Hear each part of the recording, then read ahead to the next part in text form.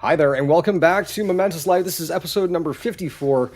Sadly, for the very first time since we started numbering these things and talking to everybody out there, Tristan is not with us tonight. He is actually at a show. I believe one of his relatives has showed up with tickets and said, hey, let's go to a show, and finally broke his resolve. So for this evening, we've got another guest. And so I'm Greg Williams. Will, say hello. Will, say hello. Hi, I'm Will Silver.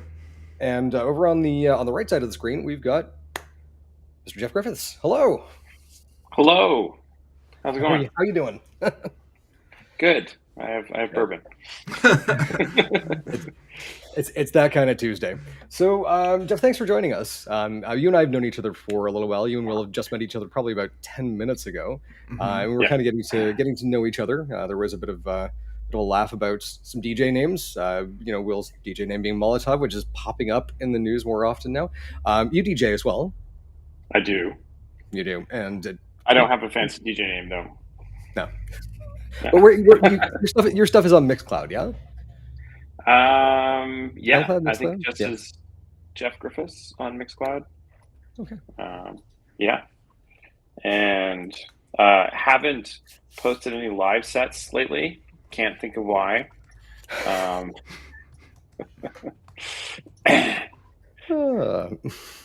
I was actually playing a live show on Saturday last week, and it was great. 3 times during the set, the speakers just cut out. And I was like, it's just not my night. So yeah, we knocked it on the head, and I let somebody else after that point.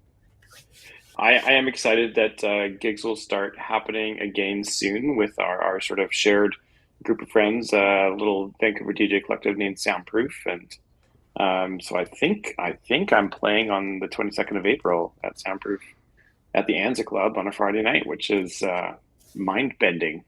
Yeah, and I guess I have to buy some music now, but yeah. That's exactly what I did on the Saturday afternoon. I was like, I can't play any of this stuff. I've already played it, so off to Beatport I go. So hi-ho, hi-ho. Right.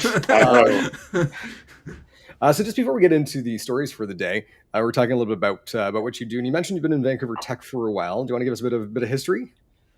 Yeah, I mean, back in the ancient mists of time, I moved to this town after college. I had a technical writing degree, and that got me a technical writing gig at Canadian Forest Products, working on logging software, but not like logging to files, like cutting down trees, which was super weird. And then because it was 1999 and I knew JavaScript and nobody else did, I became the web developer.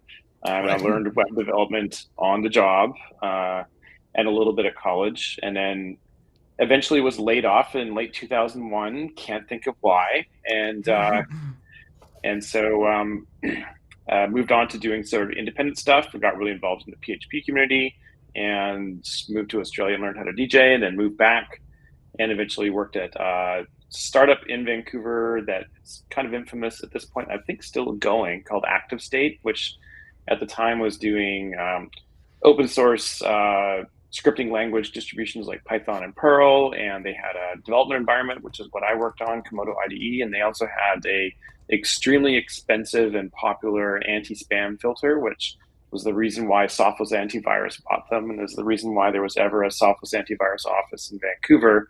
They bought Active State and turned all that stuff into Sophos products. Gotcha. In about 2003, it was like 3.5 months after I joined. So it was like, I have a job. Holy shit, what's going on? And suddenly enter the big corporation. Yeah. Yeah. And so we got spun out of that a couple years later and carried on for a while. And I did a whole bunch of different things like DevRel and product and support and web development. It was a small shop and wearing many hats. And then after a long time, I left there in 2010 and worked at a startup at an incubator called Boot Up Labs for a while. That was in the Flat Block in Gastown, right across the street from Revolver. I think we all know where that is. And so at that startup incubator was run by a guy named Boris Mann, who is kind of infamous in the local tech scene. He's been around for a while as well. He's done various incubators and funds and things like that. We'll get to him later. Shortly after that, the startup imploded, and I joined Mozilla, and I was at Mozilla for a long time, starting off in sort of that DevRel product area. Ended up working directly on the product team for Firefox for a few years. I was director of product when I resigned at Mozilla. Carried it through the period in 2017 where we made Firefox way faster, a little project called Quantum, and worked on a bunch of mobile stuff and payment stuff, and an amazing experience working at that level in a corporation like that. That's also a nonprofit, an open source project, and global, and getting lots of experience doing remote work kind of management before that was quite the crisis that it has been recently. And then in 2018, I decided to take a break. In 2020, I decided I was starting to get vaguely broke. So I worked at Amazon for a year at AWS, and then that wasn't a great fit for me. Can't think of why. And it's not alive though. Yeah, but it's a really big company. And so I decided to join a really small company whose CEO is, you guessed it, Boris Mann. I've now known for a total of 15 years in various ways. So that's my boss. And we have a CTO named Brooklyn Zelenka, who's a very, very smart woman who's got a bunch of stuff figured out. And we're working on a stack of technologies and protocols around the interplanetary file system, otherwise known as IPFS. It's largely bent on making web applications much more distributed, much more easy to use for people on phones, and much more secure and private in a way that's really difficult to do if you have very large centralized sort of cloud services with the big three like we have now. So that's kind of my little fishing pitch. And we're raising. We are now double the size. We've raised a bunch of money in the meantime. We've got customers for our stuff, mainly Protocol Labs, the creators of IPFS. They're very interested in getting us to solve big problems for them and work with them on that. And yeah, it's exciting. We just had the whole team together for the first time ever, because pandemic, in San Diego last week. And then we spent most of the time just being freaked out because nobody was wearing masks down there. And then we heard that nobody was wearing masks up here either when we got home. So we then prepared ourselves to be freaked out by that. And there you go. But I wasn't too freaked out. It's been a struggle getting into the elevator and not having the mask on and reaching for it, and somebody gets in and you're like, I'm sorry, but I'm not. I don't know. Yeah, we'll figure it out. I'm not. That's a t-shirt right there. I'm sorry, but I'm not. Yeah. So Fission, basically, we're talking about Web3 and sort of decentralized services. You're kind of right at the heart of it. So yes, I would say cool stuff. Yeah. All right. Yeah, and we've got lots of experience both in the not just the IPFS and Filecoin blockchains, but also the Ethereum blockchain. Brooklyn, the CTO, is a former core Ethereum developer. So, and we've doubled in size since I've joined, and it's a great team. So things are looking good. Excellent. Yeah. All right. I feel like we're gonna have to maybe bring you back in a couple of weeks or a couple of months and just be like, okay, so what's new and awesome with Fission? Yeah. Cool. So as we do, we tend to go back to the stories that we have covered in the past, and we have a bit of a follow up. There's some sad news, unfortunately. And they don't have a cause of death yet, but the patient who received a genetically modified pig heart has passed away 2 months after the transplant. The thing here, I think, is obviously this person got 2 extra months of life that they probably would not have had. The thing I think for doctors now is basically looking at this and saying, just what happened? This is more of a forensic job at this point. But just quick show of hands. Would you guys take a genetically modified organ from another species? I would. I think if I needed to. I mean, I obviously I wouldn't now. I wouldn't head to my doctor and be like, so, I'm thinking like a snake spleen. Help me out here. Yeah. I think I'd do cyborg first. Cyborg first, fair. And then random animal heart. Yeah. Now, if you go cyborg, would you go with the full metal, or would you try to see if you could have something that kind of blends in? Oh no, full metal. I want to be cable. That's one of my dreams. Is to have the shiny eye. Right. I would want the one that they've tested a lot. Yeah, there you go. So, the interesting thing about animal parts is that they're grown somewhere else and like are gonna work kind of thing. There's this lab grown organs concept that people are toying with where they just like take your DNA and make a new version of your heart somewhere and then stick it in and kickstart it and hope it works. But yeah. I bet you cyber is first though. Like a cloned version. Well, I mean, that's it. Like the Jarvik artificial heart we've had for what, decades? I was actually watching a clip on YouTube earlier today, and some guy's a comedian, and I guess his brother is an all-star Olympian, and his father has invented another one of these artificial hearts. And apparently, his mother was completely unimpressed. He showed it to his son, and his mother said, "Well, yeah, he's been working on that for 30 years," and that's one of those moments like, okay. Amazing. Cool. Some people have model train sets. This guy has created an artificial, engineer, surgeon, whatever. And just this took a little too long, I guess. So, well, Gray, as we were talking about a few weeks back with that second sight story, the one where the artificial eye was no longer supported, keep it open source, I think, is the motto for cyber in the future. Yeah. So, Jeff, I don't know if you saw this story out in the news, but there are some folks out there who had a revolutionary bionic eye that they had installed, and basically the company's gone belly up. And so they're just essentially waiting for it to either break down, or in some cases, like the software just shut off. There was a woman on the subway who I think had two of them, and all of a sudden the world went dark. And that's kind of a horrifying thing. So we're making the case of saying, really with something like that, there should be almost like a fail-safe clause where if your company's going out of business, the bomb goes off and all your patents and all your software gets out there. And this just reminds me that I haven't seen Repo Men for a long time. Right. Because that's basically that movie. It's like, well, you're behind on payments. Your kidneys are. We're gonna need that. So we've also had a fair bit of interesting news both into and out of Russia earlier this week. So hackers have built a tool to help to let ordinary people text Russian citizens about the war in Ukraine.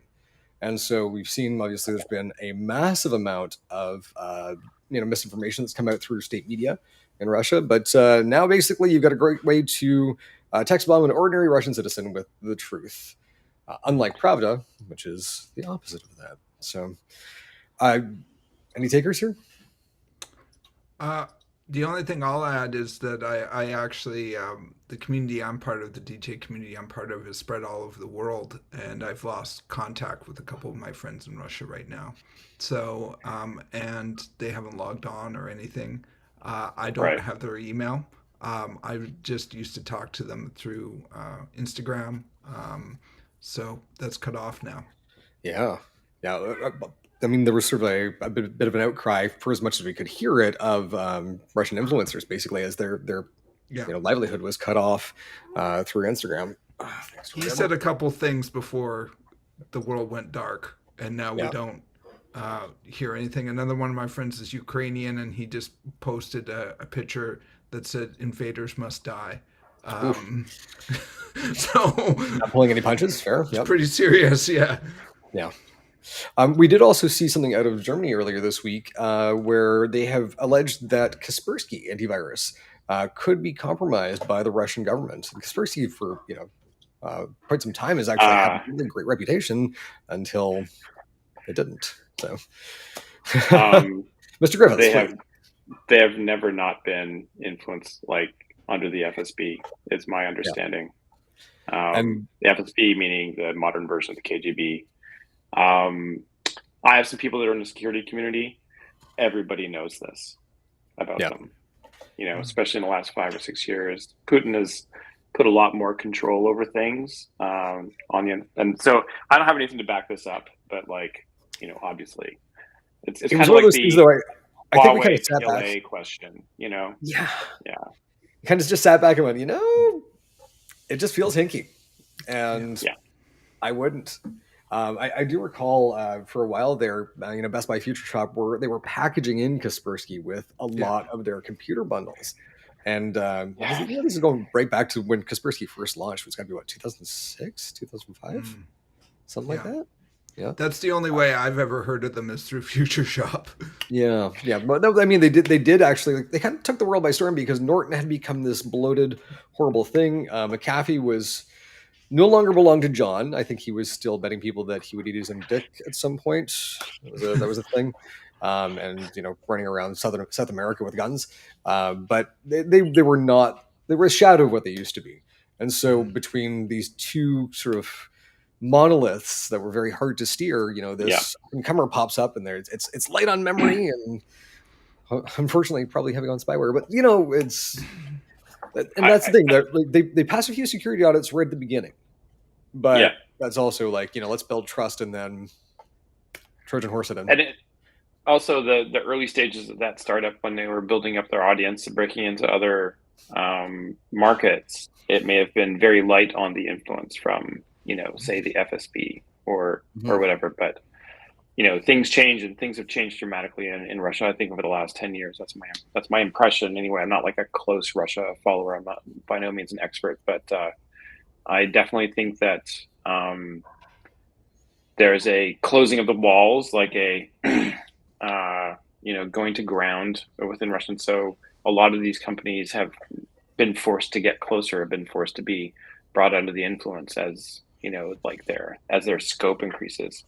Yeah. Kaspersky has done a lot of original virus research on some of the various things that have gone on, shenanigans like the Iranian nuclear reactor thing. I think that they were involved, in some of the analysis of Stuxnet. And so they're either they were always like a genuine actor for the most part, or they in the later years they were encouraged to behave still like that, but at the same time, it's probably hard to argue with the FSB. That's a lovely corporation you have there, and lovely lives you have. Yeah. If anything were to happen to them, exactly. I doubt sincerely that this was done willingly by everyone on that side. Yeah. It tends to be the case. So their TED Talk is like how to run a startup in a totalitarian regime, right? Yeah. We're just gonna pull the iron curtains open here, and good morning, everyone. I'd go see that TED Talk. We've got Elon Musk coming to town for a TED Talk. That's one that I find kind of curious, because he famously believed that the Canadian government was what a dumb thing to say. Just kind of shooting his mouth off, and you're like, really, Elon? Yeah. Okay. But complete aside, Jeff, you just bought a Tesla. Yeah, we did.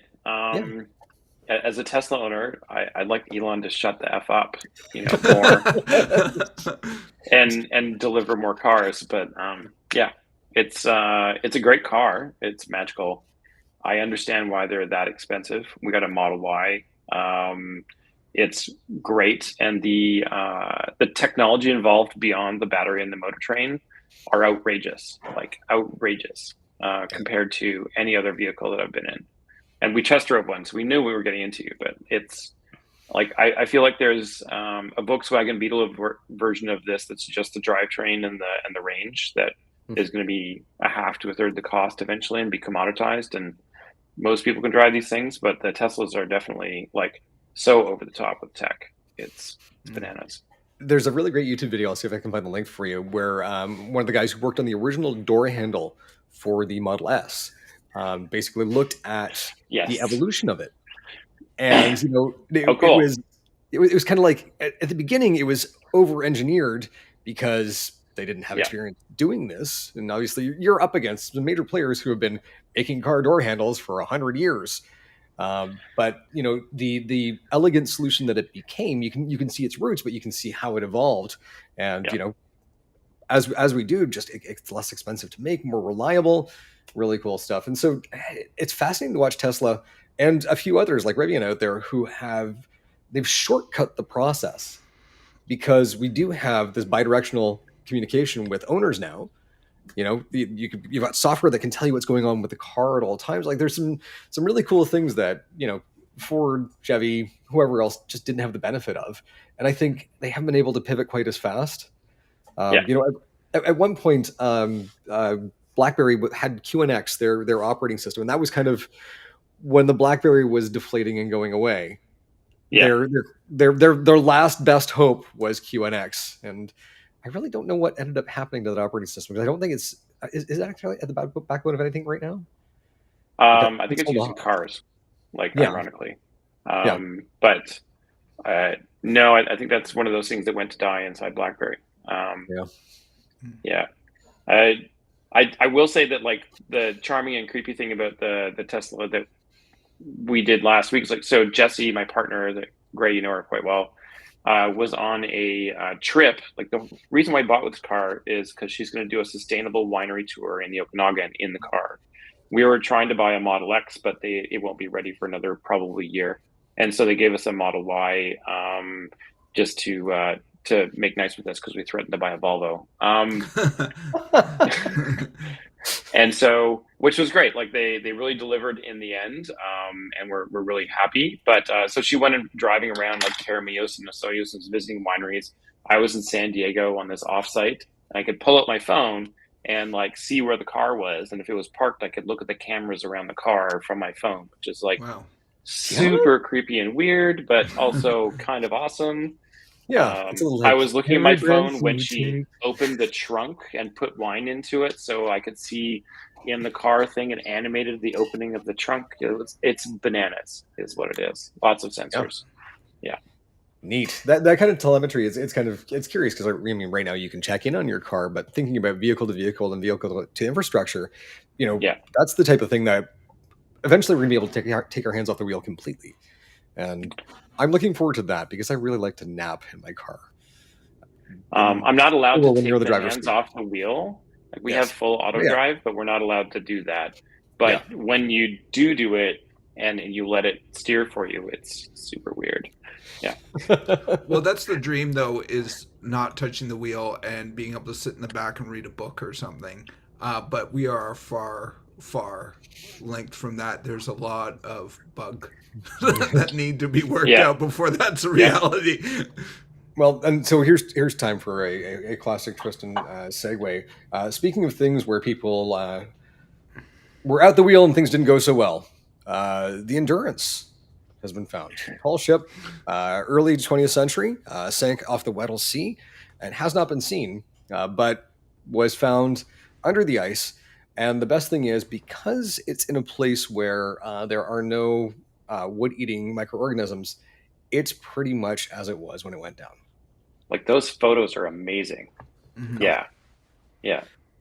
I remember seeing stuff like this with when Robert Ballard found the Titanic back in the 80s. And it's funny because there was a movie that came out literally about a year before called Raising the Titanic, where they had this absolutely bonkers idea of basically filling the body of the ship, because they thought it was in one piece at the time, filling the body of the ship with ping pong balls to get it back up. It's buoyant.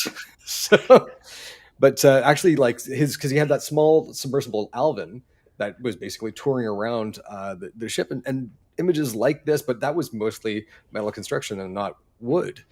And this is just absolutely fascinating stuff. Very, very neat. It's kind of curious thinking about the things that we're putting on other planets now, Curiosity and whatnot, which, because of the nature of the space that they are, they're kind of time capsules like this as well. Maybe we'll get to visit them in person. That depends entirely on the planet. Like Moon, yes. Mars, maybe. Venus, no. Yeah, it's molten lead at the surface. Yeah. Well, there is that habitable layer, about 2 kilometers of the atmosphere, where if you can just kind of hang out in that space, Yeah. you're fine. So I mean, really, I've said from the beginning, we need to make Bespin Cloud City on Venus. It's great. We don't have to terraform it. All we have to do is just not fall. We'll see how that goes. Did you guys hear this? Speaking of space, we had an asteroid hit, and so they said it was the size of half of a giraffe. This actually raises a bit of a question, a bit of a problem for me. First of all, which half? Was this a metric or imperial? Why are we using giraffes as? That's not a measurement. That's just. That was the tweet I saw today. Is like, heads up, new unit of measurement, like giraffes. You have your demi giraffe, you have your complete giraffe. It's just Because the thing is, like, you got to think: are we cutting it like at the neck and shoulders? Because that's a small piece, but the bottom half is quite big. Are we like right down the middle? I don't know. I don't. I would posit the entire giraffe thing is just a result of recreational marijuana laws, wherever those astronomers are. We're tired of using elephants or hippos. In their defense, though, the standard unit of measurement for most American scientists before this was the football field, right? Oh yeah, it's the football field or the Olympic swimming pool. That was usually the unit of measurement. So the giraffe, they're keeping it interesting, I guess. So. Well, isn't it with like model makers? It's like apples. They use apples for statues to measure statues or to give they say it's 2 apples high or whatever. I always thought that was like a fairy tale thing. Little it was 3 apples high. No, okay. No, that was even like Sideshow Collectibles one time on, because they always have a picture of like their statues or models or whatever they sell, and an apple next to it to give a sense of how big it was. And one year on April Fool's Day, they actually had a listing for the apple. So they were selling the apple on April Fool's Day, but they always used it as a measurement. Anyways. Random aside. You wonder if that just it starts as a joke. Yeah. They also use bananas as a banana for scale. Yes. No, the banana equivalent dose of radiation. Radiation, right? Yeah. Because there's a little potassium in a banana, and so yeah. Which is great because if you got a bit of an eye twitch, that'll totally solve that for you. People thought I was very angry all the time, and I was like, no, I'm just low in potassium. It's great. So speaking of like things crashing back down to Earth, there's a fascinating startup right now that is talking about ballistic delivery. And so they're saying, moving your luggage around, organ transplants, pizza delivery, from space, because we don't have enough up there right now. But reasonably speaking, if you were looking at putting things around the planet, ballistic delivery is actually not the least energy efficient way of doing it. Would you want your stuff on a missile? I think this will be popular once we're all living underground. if it can no longer come down through the roof of your condo, but your subterranean villa is actually quite safe. So yeah. That's fair. I'm on the top floor of my building. I believe you are too, Gray. So not popular with the top floor people. No. Maybe the second floor people are more into it. The Chinatown Foundation is building a 10-story social housing unit across the street from us, and they asked us if they could have the rights to our airspace. And I said, I beg your pardon? And they said, well, we have a crane, and we have to swing the crane over your building. And I guess a developer had done this in the past, but had not asked for permission. And apparently you own the airspace above your home. We absolutely do. So, yeah. And so, I was like, just this moment of absolute power of like, I could shut this development. My brother had building built, so it's fine. But you're just kind of sitting there going, really? I could tell you no. And then what would you do? Carry things by hand? But we signed it. I mean, like, a start would be, I need to see your insurance papers, and I'm going to run them past my insurance guy. Yeah. Like, just in case. We did also ask them to step up security in the area as well, because things are a little rough down here, and it looks like they have. So that's good. It feels a little safer down here. Somewhat similar to that, when Chelsea Football Club was building their stadium, they had to buy off some people because they were going to sue because the stadium was putting a shadow on their buildings. So they were actually going to sue based on just the shadow casting on their houses. Sort of not in my backyard, but not on my facade, maybe. Weird. Yeah.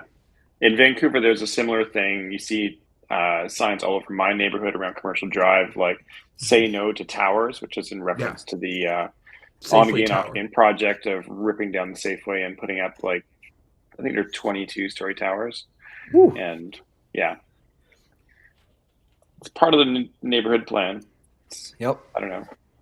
Well, and so Ray and I we put a deposit down on a place not too far from you, and 6 floors, which this is what this is. It's easy. That feels reasonable. For I think Siri thought I was talking to her. Weird. Yeah. Anyway. But it's interesting because there's development going in just on, I think it's Grant or Gravely, and it's six stories, but the street that it's on is so narrow. It's kind of looking at going, okay, so you're packing a lot of folks into that area. Has anybody talked about how getting fire trucks in and out? It just that one felt like a why not a 4? Yeah. Yeah. Huh. Well, that's my complaint. Sorry, we're getting into real estate development in Vancouver, but at the bottom of We were talking about space. That's actually less expensive. So, well, like Oak and Marine down where the SkyTrain is down there. I feel like that's great with the SkyTrain, but the actual roads are like that's now a cluster down there. To turn and to drive around, and so it's great that you're putting people around the SkyTrain and sustainable transportation and all that. But a lot of the other infrastructure, even like grocery stores and stuff like that, isn't around there. So you've added like 5-6 towers with thousands and thousands of people, and there's not quite the infrastructure there yet. Yeah. Whereas I would posit that at Commercial Drive Broadway Station, there's a lot of infrastructure, including, I'm sure Safeway is still going to have a store there. I'm sure that's part of the deal. As far as I don't know who owns that property, but I bet you it's Safeway. Maybe we could find out. I don't know. But and so the whole deal is just adding density and services and a lot more commercial space there. Well, flat open parking lots are a waste of space, right? You can put parking underneath. You can put commercial on the ground floor, grocery store, and then put residential on top. So if you're going to do it, like parking lots are just a tremendous waste of space. Yeah, including subsidized rentals. So I think that there's like a social housing component to. I think there has to be these days to do anything like this. But yeah. So speaking of Safeway and grocery and all the things that we like to eat and drink, see, there's another one of those lovely segues just right in there. Have you guys seen this new? It's a new appliance from Cana, and it's basically kind of like a Sodastream crossed with an espresso. I think this is super cool. I was taking a look at this. Gray, I think you're on the Sodastream. I'm on the Sodastream. I don't know about you, Jeff. I am. I'm on a big pop person, and I love not consuming plastic bottles when I'm consuming my fuzzy drinks. So I love this. I love being able to mix my own. This is on a whole nother level where we're getting into molecules, which are both scary and fascinating at the same time. So I'm psyched about this. What about you guys? Jeff? It's got to taste good. Yeah, that's the important part. Yeah, it's fascinating because Neil Stevenson wrote a book called The Diamond Age, where he talks about basically the 3D printing of just about everything. And there's something that we kind of run into here is called Source. It would have all of the basic building blocks to make anything that you want, and as long as you have enough credits in the system, because it's one of those weird, proto-Victorian capitalist societies. Yes, I know. But this kind of reminds me of that. They said here it's a beverage printer. Printing a beverage, a cross between an inkjet printer, a JPEG file format, and a SodaStream machine. And the JPEG file format makes me go, are you DRMing this right off the bat? Because that's where I'm like, And again, this goes back to Nespresso. The reason why we have the Virtuo machines is because the original line Nespressos patents ran out. And then all of a sudden you're starting to see everybody and their brother putting out coffee pods at all of your supermarkets that Nespresso wasn't making any money on. So that's the only thing that makes me a little bit worried here. If I can homebrew literally this stuff, I'd be interested. But the second you're going to start putting a system in the way of me actually doing something with it, I feel that's good. I think the only other part that I worry about, sort of in the same vein, is their talk about influencers making their own drinks and you being able to drink an influencer's drink. So there must be a financial aspect to that. Yeah.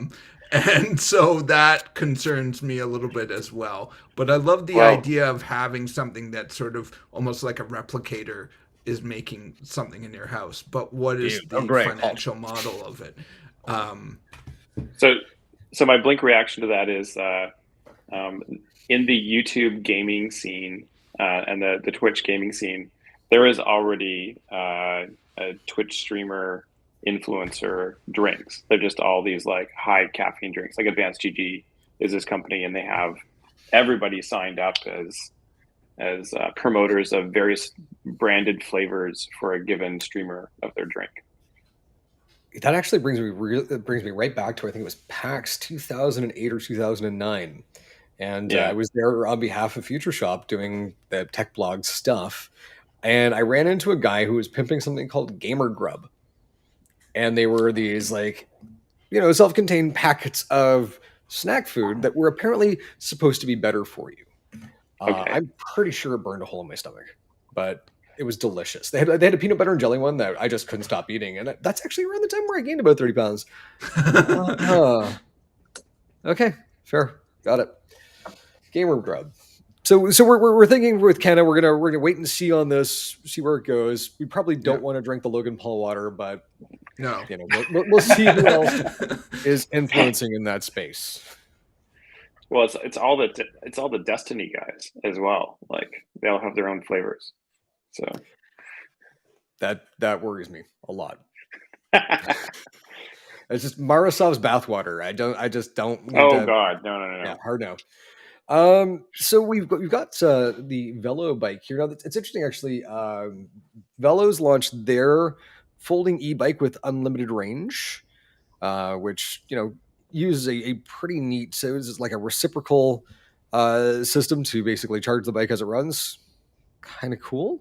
Motor, battery unit, unlimited. Unlimited is obviously like within reason. You're not traveling at top speed. But earlier today as well, I got pinged with another folding e-bike that was, let's go for about $1,000 US on Indiegogo, and that looks pretty new as well.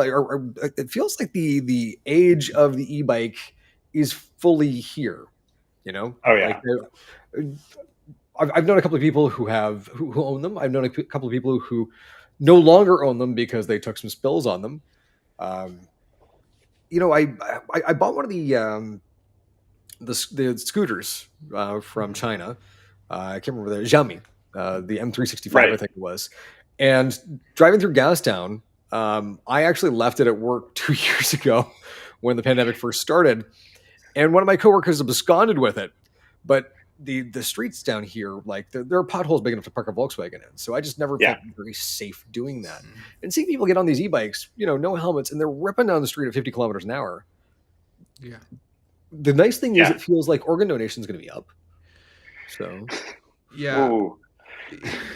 Well, and that's the thing too is I'm all for sustainable electronic vehicles. I just worry about some of these things when people are ripping down in skateboards, going 30, 40 kilometers, or scooters or electric bikes, that these are vehicles.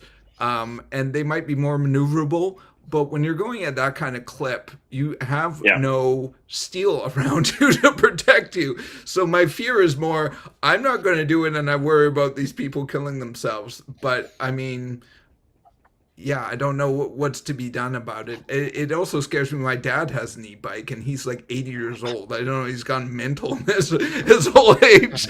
But he loves biking, and he just can't go up the hill near their house and kids anymore. So an e-bike is a good solution for him. So he's not ripping down the highway, but he's using it to go up hills and assist him when he can't do it. But you see people ripping down the road on these things. So, well, I mean, my field report from sunny Southern California is that e-scooters and like weird little renta e-bikes are a scourge and a plague on society, especially in an environment completely unlike ours, where they don't rot and get wet in public. They can just be like discarded anywhere because it never rains. And this must be stopped because, it was spring break. There was a lot of younger people whipping around a high speed and crashing into each other and like leaving things all over the place, and it was a real mess. I saw that in Portland 2 years ago. Homeless people were taking them and then just putting them in the middle of the street or putting them in the middle of the sidewalk and just leaving them and walking away. So apparently this is just a great way to express to the world that today we're going to be a dick. That's fair. It's interesting because like riding around on things and getting around town, this is one that I didn't see coming, but my dream of being an apocalyptic, sci-fi cowboy is that much closer now. Kawasaki has a rideable robotic Ibex. It's the electric car for wandering cowpokes. I feel like this should not be sold without a guitar that you have to play while you are riding it. It's just straight up. I mean, it's like Boston Dynamics if Boston Dynamics was slow and terrible, I guess. Yeah. And But Does it also, have turn wouldn't it be a lute? Like it's an Ibex. There, yeah. Well, cross culture, it's fine. it looks like those paper masks. I don't know if you've ever seen them, like the ones that are animal masks or whatever that are like folded paper. I mean, it looks like Frank the bunny from Donnie Darko is what it looks like. Oh yes, yeah. Well, so when it turns here, you can see there are sort of like these pylons out to the side, and it, like, in my head that's the jetpack. This thing gets to take off like that. I'd be in for the Ibex, right? Airborne Ibex, amazing. Airborne electric Ibex, even better. So yeah, it's the International Robotic Exhibition, IREX. That's a great name. And yeah, looks like they've had a lot of fun with with this particular reveal. It's well, that. It's got LEDs. Like, how could you not go for this? Party Ibex is here to party. Yeah. Ladies, gentlemen, friends. Yeah, that's a pretty awesome looking Ibex. That's the best looking electric Ibex I've ever seen. I agree. Yeah. So no word on how much the Ibex would cost, I don't think. I think it's in beta. Oh, yeah. You know what? When they don't put the price on things, it really gets my goat. And that joke was a gimme. So kind of coming up on the end of things here. We're kind of back, like, as a society, and camping was always kind of a thing, but over the last couple of years, I realized that while I love camping, mosquitoes love me a lot. So last year, after a particularly nasty camping trip the year before, down by Chiam, where I got eaten alive, I started to look into different mosquito repelling technologies. Because when we were kids, it was like the citronella candle or the coil. That was the extent of it. And our way of keeping mosquitoes away was like, we're just going to set some shit on fire and hope for the best, right? But Thermacell came out with, which is essentially just heating something to the point where it's creating a gas bubble around you. But they do have a cool technology, which I can attest as someone who mosquitoes absolutely love to dine on. This thing works. And really? So I've got two of them. So they've got one where there is a pad that is soaked in a material, and then a butane burner basically heats it up. And it creates a gas which is not toxic to humans, but mosquitoes don't like it. It basically creates a bubble around you that they don't come into. Their second system has a small liquid pod, lasts about 40 hours. It's on a rechargeable battery that charges with micro USB. Usually lasts about 8 hours on a charge, so you can basically charge it, while you're out camping. I got one of the big solar batteries now, and it will do the same thing.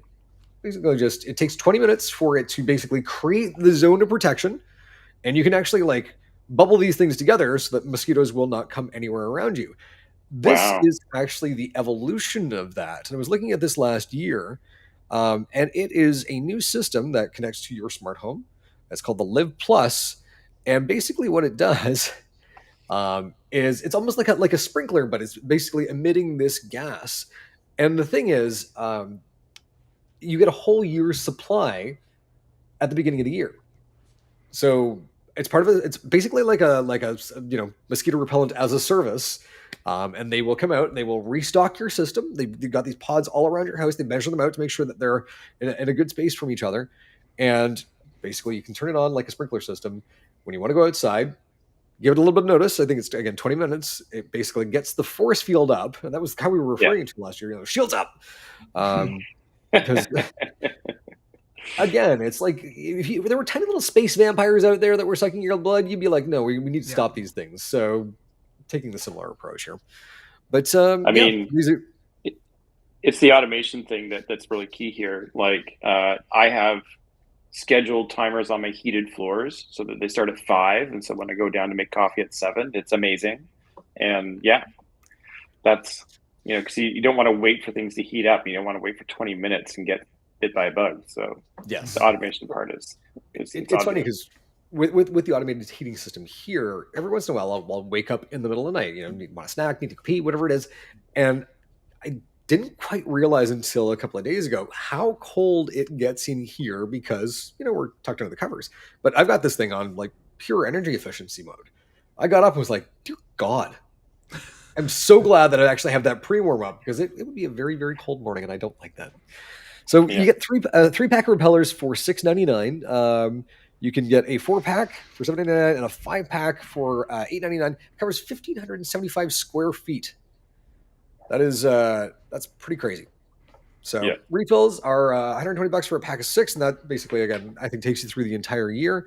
But when you started thinking about the amount of money that we spend on bug repellent, how DEET is not good for you, this actually seems like a pretty reasonable option. It was interesting seeing them because they started to send out surveys last year. Would you be interested in something like this? And so see it brought to life is a very neat bit of tech. Okay, so we're running the horn here into the last bit of the show. We're talking EVs, and Jeep has their first electric SUV coming in 2023. Did we ever think we'd see the day? No. Yeah, I mean, there's also a Mazda EV that you can buy now, and that was a long time coming, and it doesn't look like the range is very good. What's the range on the Jeep? Let's take a look here. Yeah. Unnamed SUV, 0 emissions, no word at all. Yeah. Yep, no word at all. But the nice thing is they can clearly do a licensing deal with Transformers, so that's great. Yeah. It does look like a big bumblebee. Really does. But the other things that it looks like is the Volkswagen ID4, the Volvo XC40. The design language of all these vehicles is exactly the same. I look at this and I think, it must be exactly the same platform as the VW because the car looks the same. Well, speaking of which, this little guy actually has caught my attention, and I love it. This I am here for. Yeah. Right? Yeah. Wine tours in that. Oh my God. So the Volkswagen ID Buzz, and just they've you remember when the new Beetle came out, and it was just like, okay, they've done something interesting and different, and we saw the evolution of the Beetle Turbo and then whatnot, but this right here, it's look at it, it's smiling at us. That vehicle is smiling at you. I want one of these things like you would not believe. Look, that neon yellow. Yeah. I'm 100% here for it. So the ID Buzz, people carrying the ID Buzz cargo van, 170 kilowatt charging. So you can go from 5% to 80% in 30 minutes. You can find a level 2 charger. It also will feed power back into the grid. So you can charge it at low times, feed it back in at high times, which is a fascinating thing that we're starting to see people do. Love. So go ahead. That's like the key thing there is that that's level 2 charging numbers. Like that's astonishing for L2. Yeah. So the last piece here, which I think it's a nice touch, an animal-free interior. So nothing had to die for your Volkswagen to live. That's good. It's funny. I had some money down on a Cybertruck. I asked for my money back because it didn't feel like it was coming anytime soon. And so, sensitive topic, I know. Oh man. I mean, we can get into it if you want to, but we've got 10 minutes left, and I want to hear this now. I feel like I've tiptoed into something. Let's rock and roll. Talk to me about what happened with the Tesla, because I didn't know that you go with Model Y. So, I mean, so we were looking at this a couple years ago. For some context, Jesse is a full-time flight attendant, but flight attendants, that's a part-time job. They fly about 80 hours a month. And then quite often they have a side hustle. She's really into wine, has a lot of experience in wine, has a lot of education in wine, and has gotten more into the sustainability side of wine and had this sort of brainwave of having a sustainable wine tour in the Okanagan. We have friends that are winemakers that are like really amazing winemakers, but also the wine is doesn't use Roundup in their vineyards. They use a certain natural fermentation process in their wine. And we just wanted to show this part of BC off, these fantastic small wineries where they have ducks and pigs on their farm, and they have like cover crops underneath the grapes instead of it being like sandy bare from Roundup, that kind of thing. And and so yeah, like last year we put down a deposit on a Model X, the Model X, and like a week later they came up with the new versions that they announced for the Model X and the Model S. And then at that time we were told, yeah, it should be like 3 or 4 months, but you can't get an old one anymore. So if you want a new one, we'll give you the same price. Like we'll give you an early 2021 price. And we're like, okay. And we test drove one. It was awesome. I guess this is going to delay the business. The pandemic kept going. And there was like lots of fires and lots of different reasons why it wasn't the worst thing in the world not to launch the business last year. But we kept wanting updates on this. And then at one point, the Tesla got back to us, and there had been sort of like a broken chain of communication internally with them where they said, you have to accept this new full price for the Model X. And you don't get a discount anymore, and there's no documentation about this discount. At which point, I offered my services as bad cop to go in and good cop, bad cop these people and figure out a solution. But Jesse decided that you get more flavor with honey and vinegar. And she worked the system. She had friends that had worked there before. She guessed at email addresses. She wrote an impassioned plea to the entire chain of Tesla Canada's management saying, here is all the evidence for why I should be getting, this car at this price. It's super late. You're interrupting my business plans. Here are my business plans. They will do nothing but show off like the magical journey of Tesla. We needed a 7-passenger electric vehicle to do this business, and it's the only one on the market. Otherwise, why would we spend that much money in the first place on that thing? Because they're crazy expensive. But the business model works. Everybody loves the business idea. Lots of partners signed up on it, and then we sort of got to a come to Jesus moment earlier this year where we said we're looking at an XC90 plug-in. It's a compromise. It's not a pure electric vehicle. It's a 7-seater. It's a gorgeous car, and it's about $50,000 less. So you can buy a lot of carbon offsets with that $50,000. She wrote them a note and said, like, this is what we're doing. Not sure which direction we're going, but we need to look at options for this year because we want to launch the business this year. And at that point, we were given, a bit of an indication that we could have a Model Y in the meantime. Like we bought it. It's our car.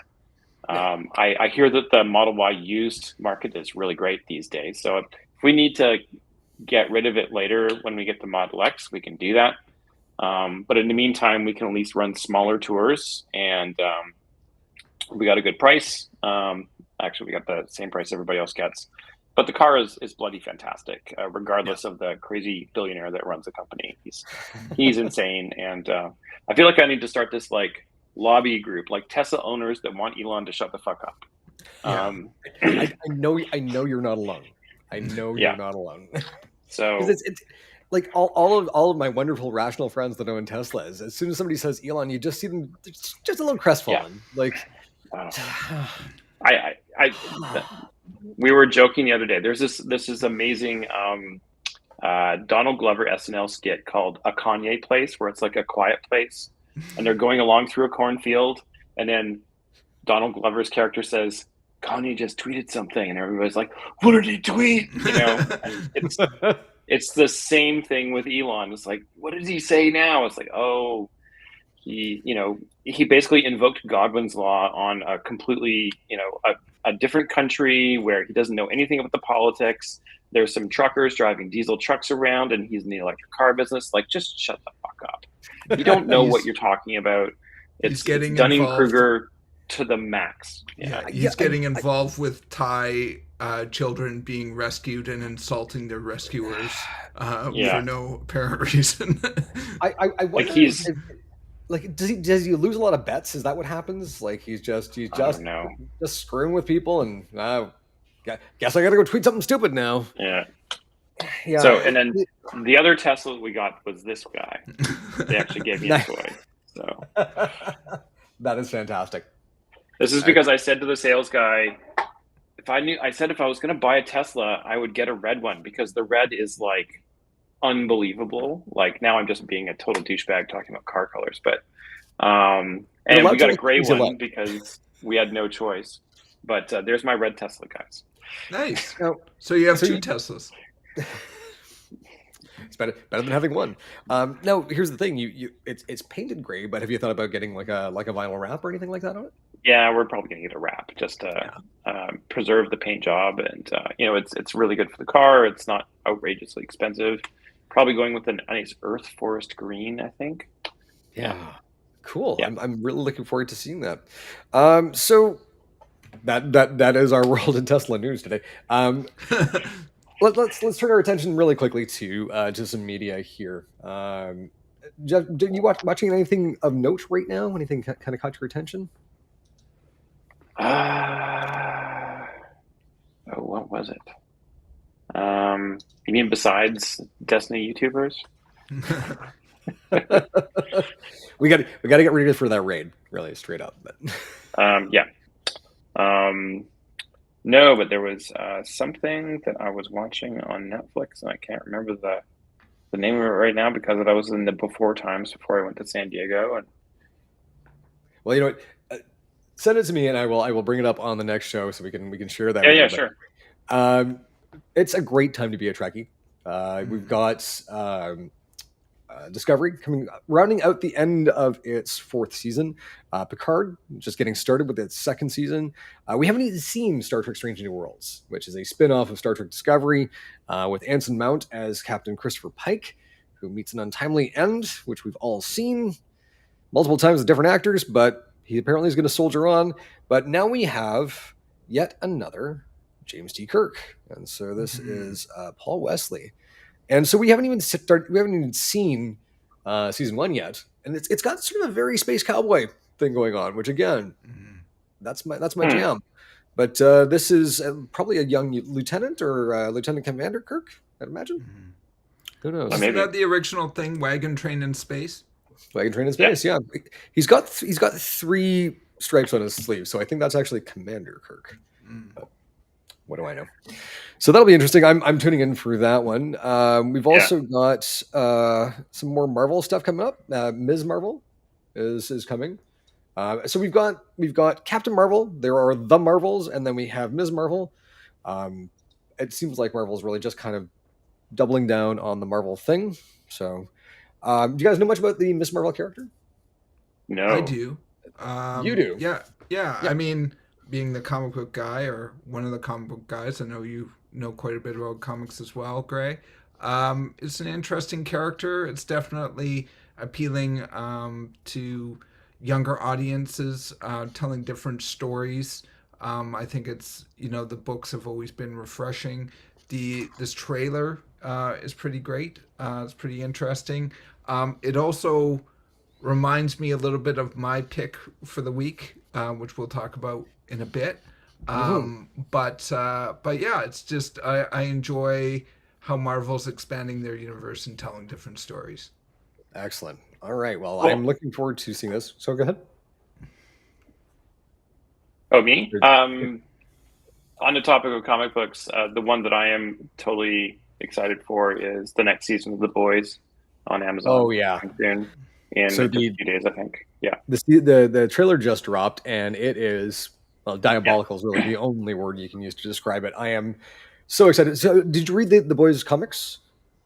Yeah, I've read them a bit, and I liked them, but I am mostly a huge fan of the show and the way that the show is done. I think that they're distinct. There's a very British voice in the the boys comic, and it's also like it's very irreverent to a like degree that like I don't care about. Like it doesn't do anything for me. The amount of like overt sexism that's in the original comic.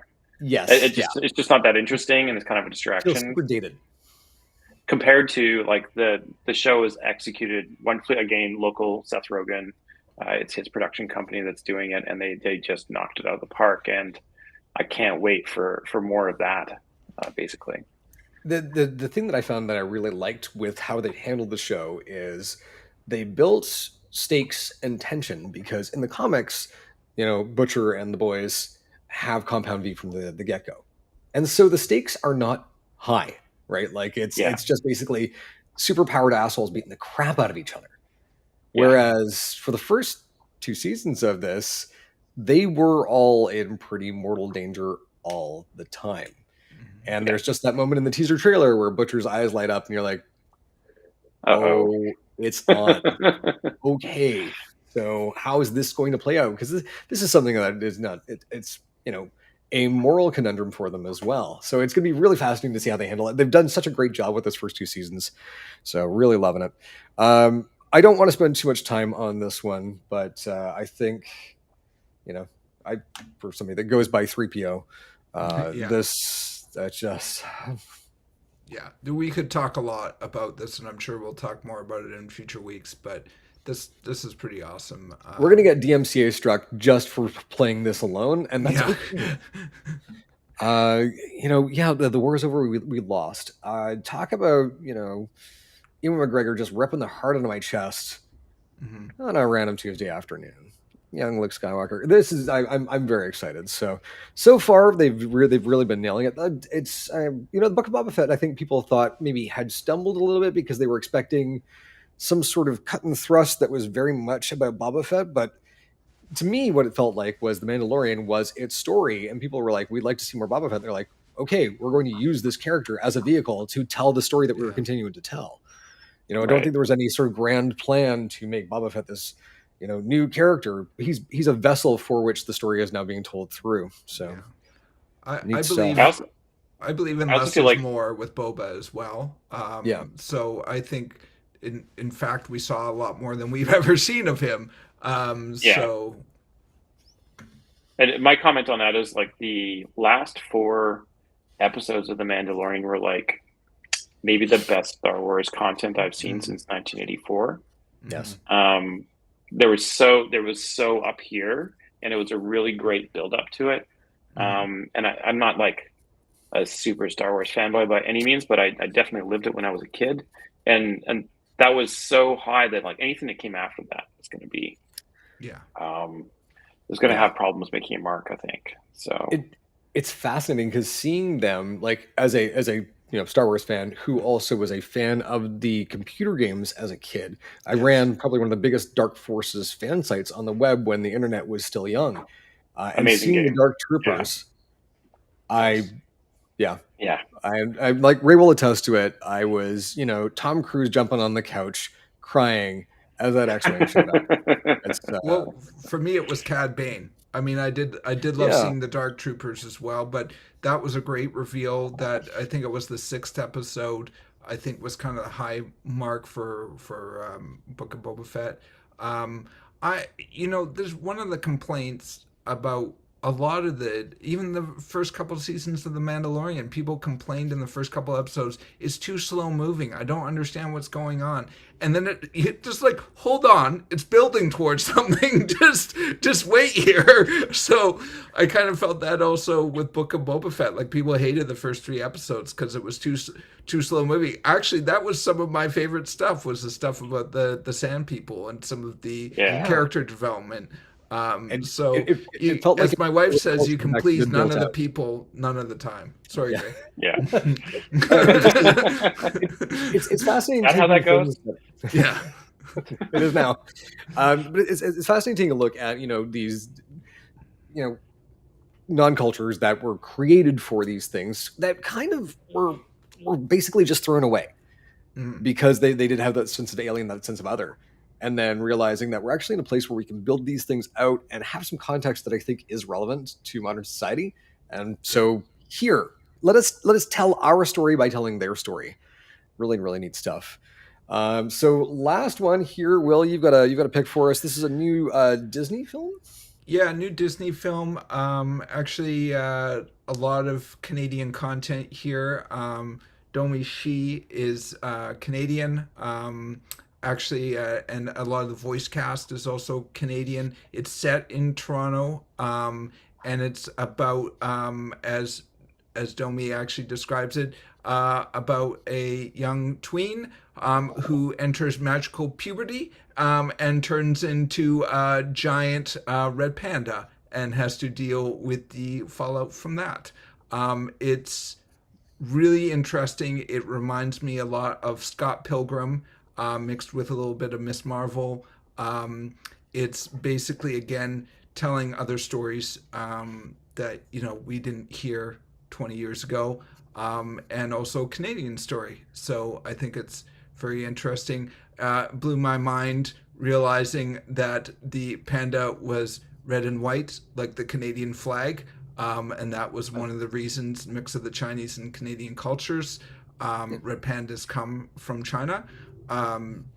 So yeah, I highly recommend it if you haven't seen it. It is sort of directed towards a tween audience, but has a lot of coming of age stories and what it means to have relationships with your parents as you're growing older. So I think it's a great movie.